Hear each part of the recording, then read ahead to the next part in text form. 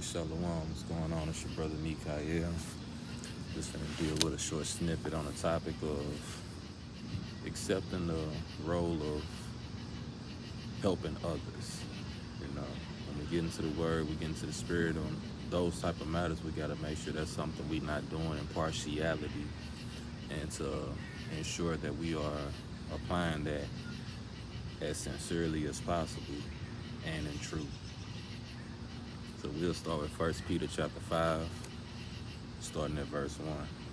It says, "The elders which are among you I exhort, who am also an elder and a witness of the sufferings of Christ, and also a partaker of the glory that shall be revealed.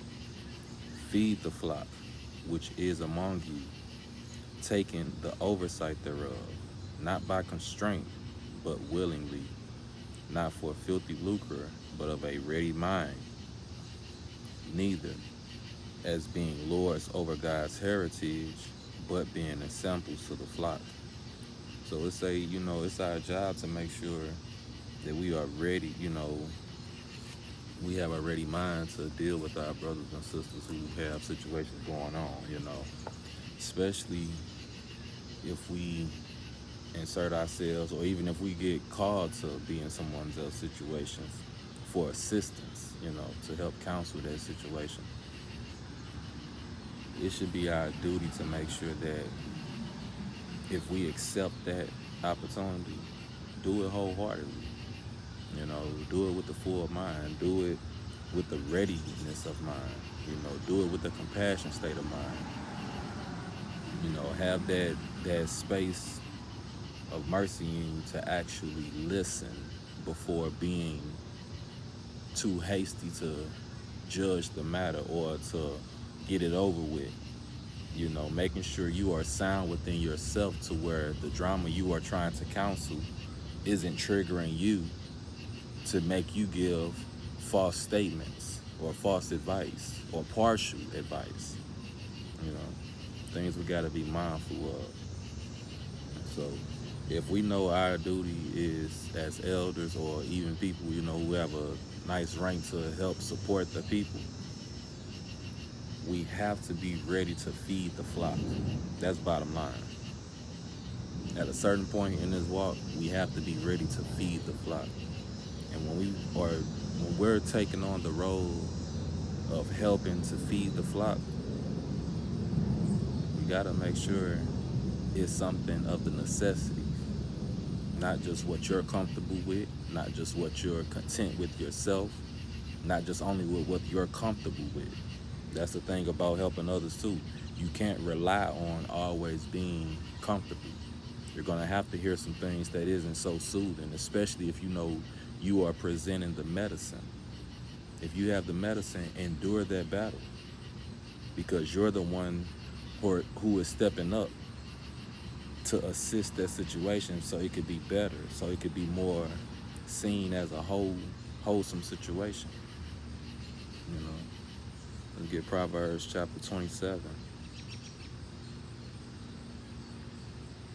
Proverbs chapter 27, verse 23.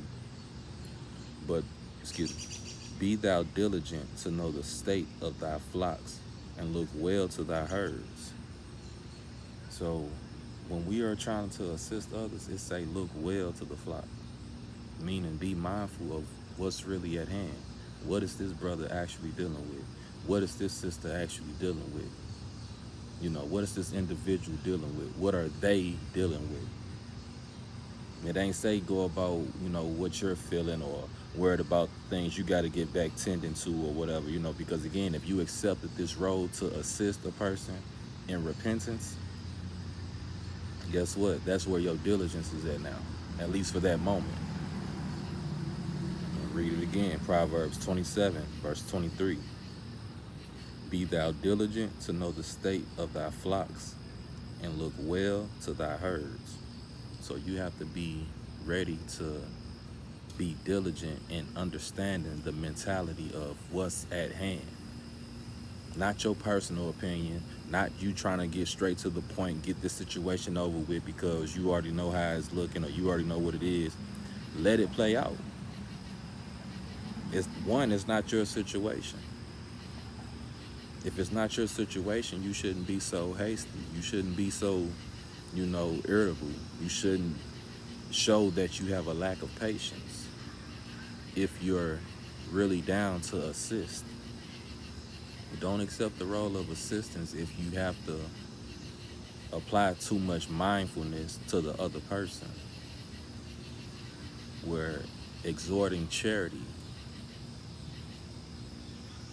So one more, let's do 1 Corinthians chapter 9.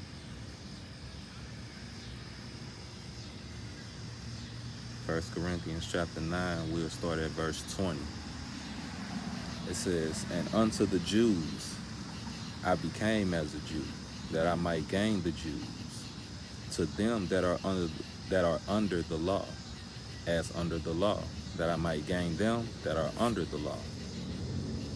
To them that are without law, as without law, being not without law to God, but under the law to Christ, that I might gain them that are without law." So be mindful. We recognize people don't have the laws of the Most High or Christ in them. We have to make sure if we're dealing with them in any fashion, it's to help them, it's to help put them in that space of thinking of, I have to be in line with the Most High's laws. I have to be in line with His covenant, His judgments, His laws, His statutes, His commandments. So when we dealing with people, we have to remember, if that's our goal,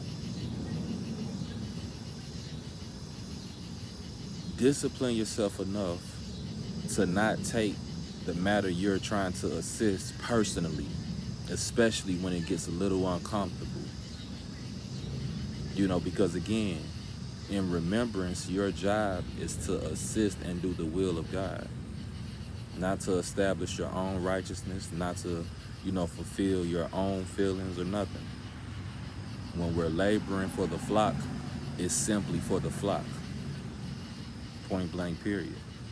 When we assist in this brother, it's to assist this brother. When it's to assist this sister, it's to assist this sister. If it's to help this union or this marriage, it's to assist that union or that marriage. So 1 Corinthians chapter 9, now we'll read at verse 22. "To the weak became I as weak, that I might gain the weak. I am made all things to all men, that I might by all means save some." So this is the purpose of, this is the foundation of what we have to keep rooted in us. If we accept the role of helping a brother or sister out in a situation, and we are listening to them and understand that they are clearly suffering, they are struggling, even if we understand it clearly, what they suffering isn't even a problem to us. What they suffering isn't even unclear to us. And so for that reason alone, you should find that much more reason to become weak to gain the weak. Meaning, find more ways to show you have a listening ear. Not just to say, let them run the show. Because you got to give them what's right after all of that. You have to give them the medicine of life after all of them sharing with what they want to share. So let them exhaust themselves. Let them get that opportunity to do what they need to do, to say what they need to say. Because you already know, on your part, you have the medicine of life. You have the scriptures. You have the precepts to edify that hurtful situation or that learning situation. So I read that one more time. 1 Corinthians chapter 9, verse 22. "To the weak became I as weak, that I might gain the weak. I am made all things to all men, that I might by all means save some." Verse 23. "And this do I for the gospel's sake, that I might be partaker thereof with you." So that's what we got to make sure. If we're accepting these roles to assist our brothers and sisters, make sure we're leaving the example of, I'm walking with you. I'm not just here to tear you down. Certain areas of what you're dealing with, yes, has to be stripped down, but that's not the final goal. The goal is to overall build any brother or sister up from whatever lower state that they are facing. That has to be the remembrance, and accepting to, with accepting to wanting to help a brother or sister in any situation. You have to be mindful of your diligence. Are you coming with the readiness of mind to make sure you are present for them and not allowing the problems of what's at hand take you back into another problem of your own? So it's more to that, I don't want to go too deep on it, but I just want to give up that message to all of our brothers and sisters, with dealing with each other. Be mindful of, if you accept the role to a sister brother or to a sister, one, that's beautiful, all praises, but the reminder is, make sure you don't lose that spirit as that process is taking place. And with that, I say shalom. It's your brother Mikael. I'll check you all out in the next video.